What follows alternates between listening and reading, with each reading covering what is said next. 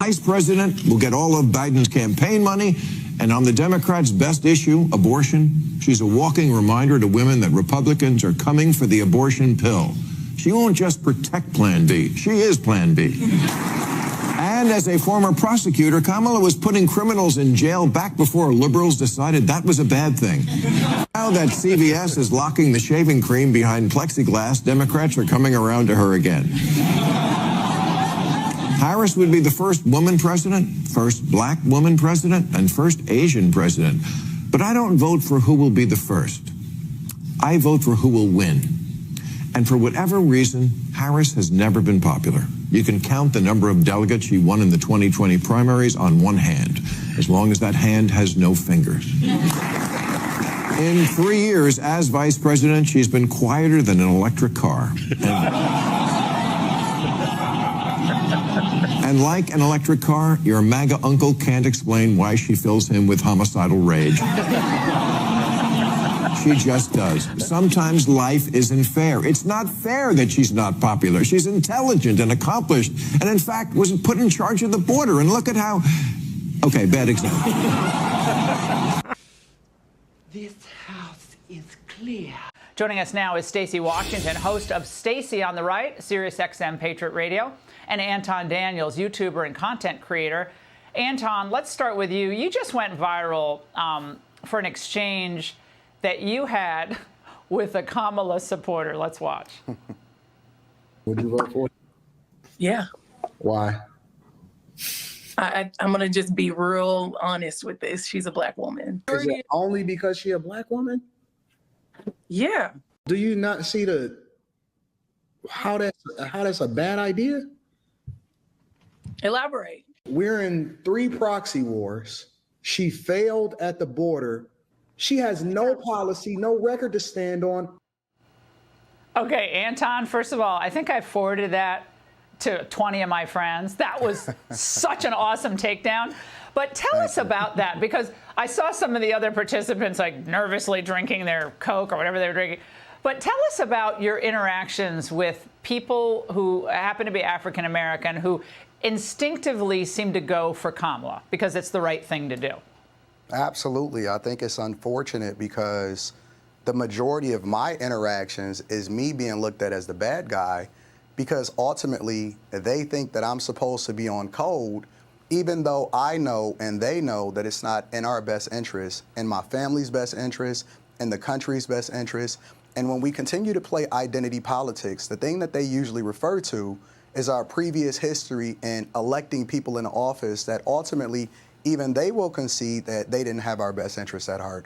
And so when I'm interacting with these people, often at times it's very difficult for them to step outside of being on code in order to do the thing that's even in their best interest. So I'm often looked at as a bad guy, but in reality, they know I'm telling the truth, and that's why it's so difficult for them to be able to convey and then debate what it is that I'm telling them, because they already know what the truth is. They're not unfamiliar with what it is that they experienced over the last 3.5 years.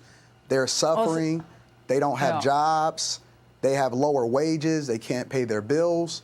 And so when they experience this, but it's very difficult for us as a community to then break away from the popular thing to do because they don't want to be a part of the cool kids club anymore. Well, Stacey, I have to say that seems to sum it up. It's reflexive, and it takes a lot of courage. You know that. Of course, Anton knows that. I clerk for Justice Thomas. I mean, they're still beating him up all these years later. So it's a tough place to be, but it's factually the right place to be. So, Stacey, how do you handle this? And by the way, Kamala Harris behind in Georgia in the swing state poll average, I think by 4 points, 5 points, 6 points. So she's speaking in Atlanta, lots of Kamala signs behind her. One white dude behind her, I see him. Stacey, thoughts on this?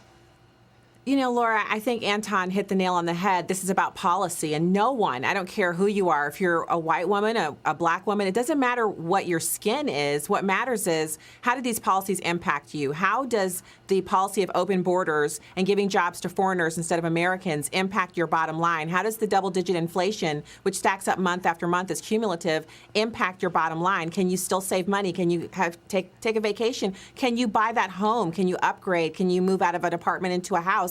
House. These are very real impacts. Anton described them well. And I think when I find people that only want me to address my life as if I get up every morning and say, what am I going to do today because I'm black, they don't understand me. I'm a human being. I'm a mom. I'm a wife. I'm just somebody's mom on the radio. I'm just somebody's mom on Laura Ingraham tonight for the first time. Thank you.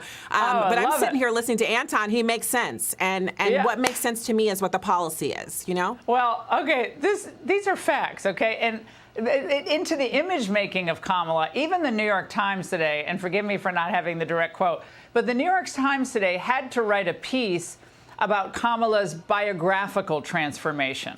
And there was a piece about how her father, who's of Jamaican descent, he was a Marxist economist at Stanford, socialist Marxist economist at Stanford. He's still alive. Very controversial, but he's a tenured professor at Stanford University. That she never really talked much about him, that he's kind of a footnote in her biography. But then she leans into it, Anton, and President Trump spoke about this with me. She leans into it, I guess, for her political benefit. Absolutely. And I think that identity politics is the play. When you don't have anything else to lean on, when you spent the majority of the time being absent, and then on top of that, you then advocated for being part of the alphabet community, which I call them, and then you failed at the border to the tune of the estimation of 10 to 15 million migrants coming into this country illegally. What else do you have to stand on? So then you start to lean on the thing that even black people, honestly, when I'm having these conversations, black people don't even consider her a part of the cool kids club, but they have to lean on it in order to have something to even be able to hold on to instead of just saying, hey, listen, Trump is the best candidate. They want to say that I want to be a part of the Democratic Party. So they figure out a way to validate themselves to be a part of this movement, which is not even best for them. It's silly. Stacey, a friend of mine who went to law school with me, just messaged me. We were told from the beginning that they couldn't argue the issues. And they know that Trump is better on the economy, better on defending our interests, better on the border, stopping illegal immigration. He won't drag us into war. So all they do is revert back to the childish games as we saw with the white dudes for Kamala. I mean, how pathetic is that? It's almost like it's I thought actually a conservative must have made that. I thought that whole Zoom was created by a conservative because it was so repulsive, but it was so funny. I think in one of the people speaking, I think a lot of the mail-in ballots were hidden. But it's a very strange. They think that helps them. Yeah, they do. But I think, there are people in America whose incomes are such that these double-digit inflationary impacts don't really mean anything to them. They're insulated from the policy decisions they make in the ballot box. But for most Americans, that's not the case. And even if you are wealthy, if you care about your bottom line, if you're actually very frugal and you pay attention to your money, you don't want to see double-digit inflation. You don't want to see America sending $200 billion to Ukraine. You don't want to see boots on the ground, our own children spilling our blood and treasure abroad for something that we really have no interest in. And you really want to see some cogent domestic policy that prioritizes some of our very serious issues that we had, even coming out of the pandemic: homelessness, mental health crisis, health care. There are some things we need to do. I know, but Stacey, you're dealing in the realm of facts. When you actually see interviews, when people are pushed on this who are refusing to think differently, they'll say stuff like, well, but he's not going to be good on equity. Right, Anton? Equity. He's going to disembowel equity. What I say to folks is, how's all the equity of the last 3.5 years worked out for your communities? Illegal immigrants using your schools? It's absolutely horrible. It's absolutely horrible. And it's so funny because, I've been seeing this whole movement, right, where they first leverage sororities and fraternities as far as the Divine Nine to try to include them in order to try to get her to be obviously presidential.